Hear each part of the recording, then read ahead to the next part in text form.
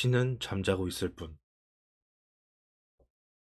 독일 철학자 프리드리히 니체는 19세기의 마지막 사반세기에 신은 죽었다라고 선언했다. 이 말은 워낙 유명해서 어느 날 공중 화장실 벽에 다음과 같은 낙서가 있을 정도다. 신은 죽었다. 니체. 니체는 죽었다. 신. 니체가 자아도취나 승리감에 젖어 이렇게 주장한 건 아니다.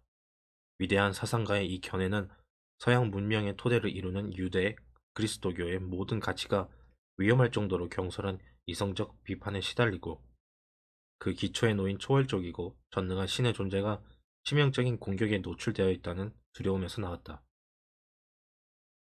이 때문에 니체는 곧 모든 것이 무너져 내려 심리적으로나 사회적으로 큰 재앙이 초래될 거라고 생각했다.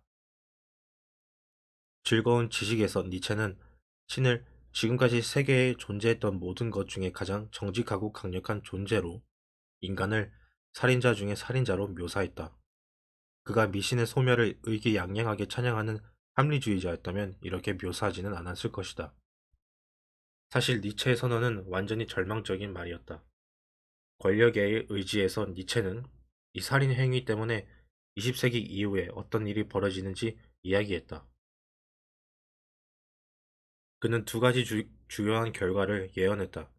그 둘은 정반대로 보이지만 서로 때려야 뗄 수 없게 인과적으로 연결되어 있으며 전통적인 의례, 이야기, 믿음의 죽음과 관련이 있다.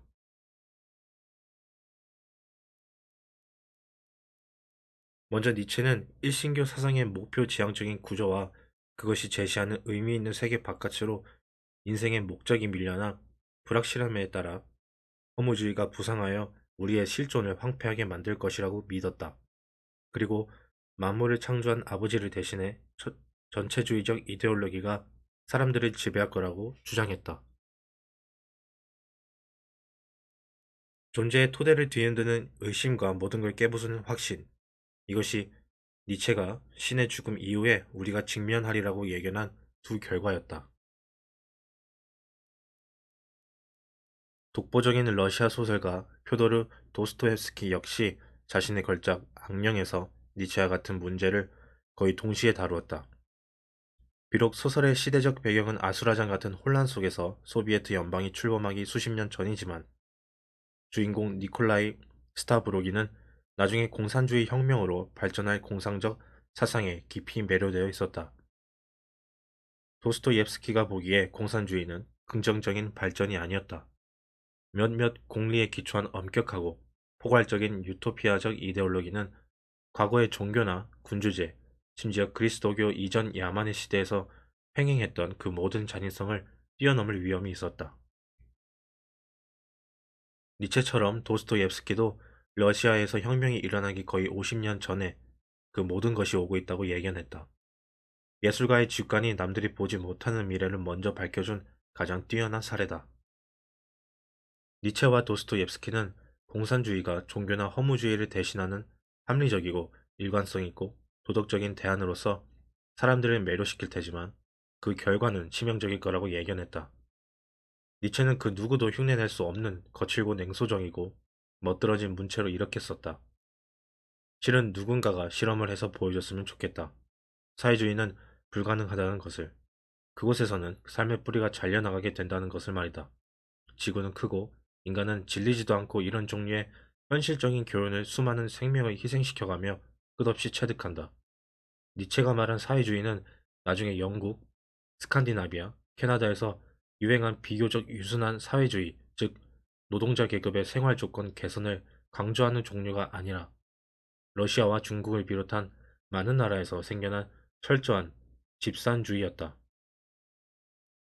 니체가 생명을 희생시켜가며 알게 된다고 예언한 그 교훈을 우리가 정말로 얻을지는 지켜봐야 할 일이다.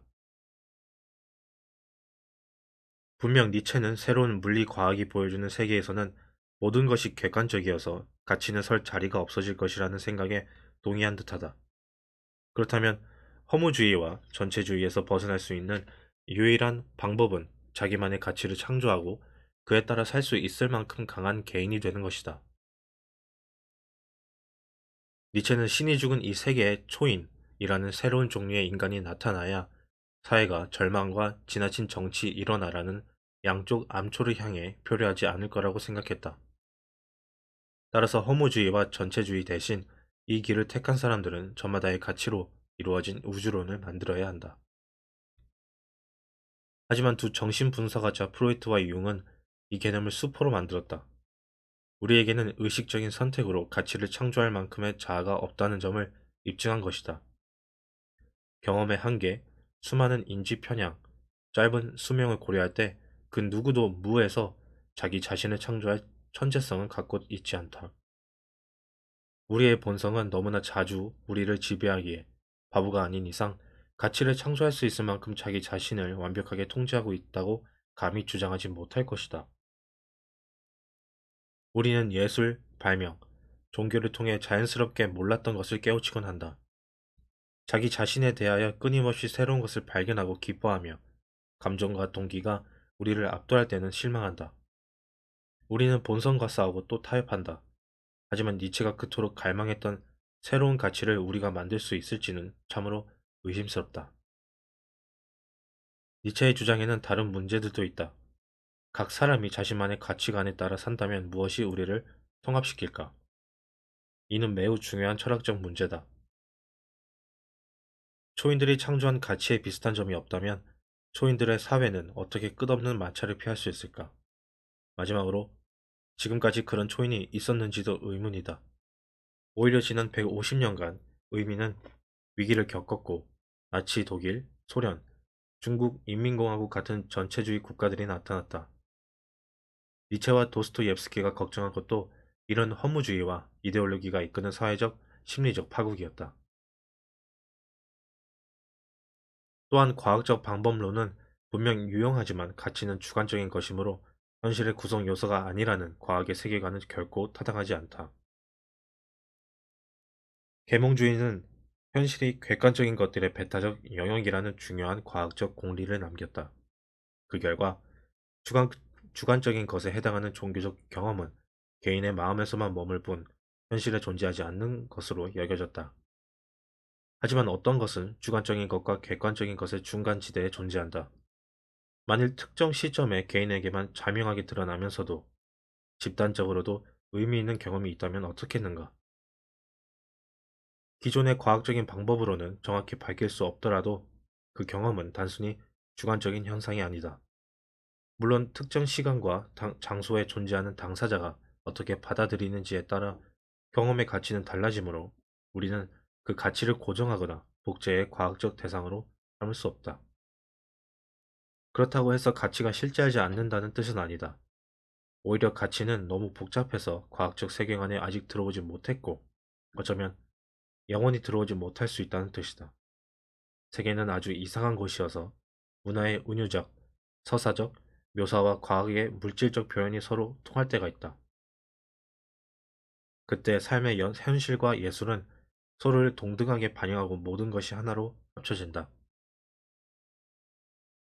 그런 경험을 생성하거나 받아들이는 정신은 논쟁의 여지 없이 실제적이다.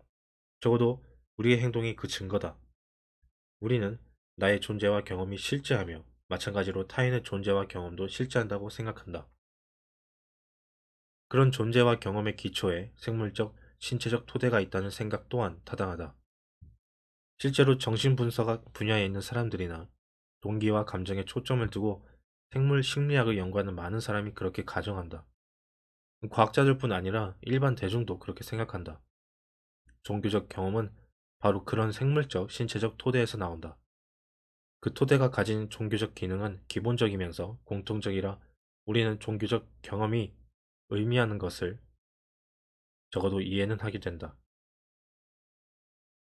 이것은 무엇을 의미할까? 우리는 다른 사람들과 소통하는 사회적 동물이지만 인생의 참된 의미는 각 개인이 혼자서도 발견할 수 있다. 그러므로 인생의 참된 의미는 객관적인 것이 아니라 주관적인 것, 그럼에도 보편적인 것에 있다. 예를 들어 양심이라든가 종교적 경험이 춤, 노래, 단식, 명상 같은 행동뿐 아니라 화학적 작용으로도 유발된다는 사실이 주관적이면서 보편적인 것의 존재를 뒷받침한다. 종교가 수많은 사람을 끌어들인다는 사실도 내면에서 들리는 어떤 보편적인 것을 가리킨다. 왜 우리는 종교적 경험이 이토록 공통적이고 필수적인데도 사실이 아니라고 쉽사리 가정할까? 가치를 부여하는 능력이 오랜 진화의 결과로서 우리가 규정하고 이해하고자 하는 바로 그 현실에 의해 선택된 기능이 이미 거의 확실한데도 우리는 전체주의의 결과를 목격했다. 그들은 집단이 인생의 짐을 나눠지고 올바른 길을 제시하고 끔찍한 세계를 달콤한 유토피아로 바꿀 수 있다고 선전했다. 공산주의자들은 공정한 사람뿐 아니라 시기심 많고 잔인한 사람들에게도 매력적으로 보이는 세계관을 만들었다. 어쩌면 공산주의는 산업시대의 골칫거리인 부의 불평등 문제를 잘 해결할 수 있었을지 모른다. 그들 생각대로 억압받는 자들은 모두 착한 사람이고 악은 모두 부르주아 지배자에게만 있었다면 말이다. 하지만 유감스럽게도 피지배 계급의 상당수는 무능력하고 비양심적이고 우둔하고 방탕하고 권력을 쫓고 폭력적이고 화를 잘 내고 질투가 심했던 반면 지배계급의 상당수는 교양 있고 유능하고 창조적이고 지적이고 정직하고 친절했다. 소련에서 집산화에 반대하는 농민 세력을 제거하기 위한 탈쿨라크화 운동이 광적으로 진행될 때 재산을, 재산을 재분배한 사람은 원한과 질투에 사로잡힌 살인자들이었고 폭력적으로 쫓겨난 사람은 믿을만하고 유능한 농부들이었다. 이른바 이 행운의 재분배로 인해 1930년대에 세계에서 비옥하기로 손꼽히는 우크라이나 지역에서 대기근이 일어나 600만 명이 숨졌다. 20세기의 또 다른 악당인 독일의 국가사회주의 역시 강력하고 위험한 이데올로기였다. 히틀러 신봉자들이 니체 철학에서 영향을 받은 건 일부 사실이지만 그 철학은 나치즘에 상당히 이상하게 반영되었다. 니체는 개인의 발전을 장려했지만 나치가 한 일은 집단의 가치관을 새롭게 창조하는 것이었다. 사실 니체는 나치즘 같은 이데올로기가 부상할 수 있는 문화적, 역사적 조건을 확인했다고 말하는 편이 더 정확하다. 나치는 유대교나 그리스도교의 가르침과는 다른 방식으로 아리아인을 그리스도교 이후 탈종교 시대의 완벽하고 이상적인 인간상으로 규정하고 더 높은 인간으로 개념화했다. 그렇다고 해서 나치의 이상이 니체의 이상과 조금이라도 닮았다는 뜻은 아니다. 오히려 정반대다. 니체는 개인성을 열렬히 찬양했으므로 더 높이, 더 높은 인간이 국가를 창조한다는 생각을 부조리하고 혐오스럽게 여겼을 것이다.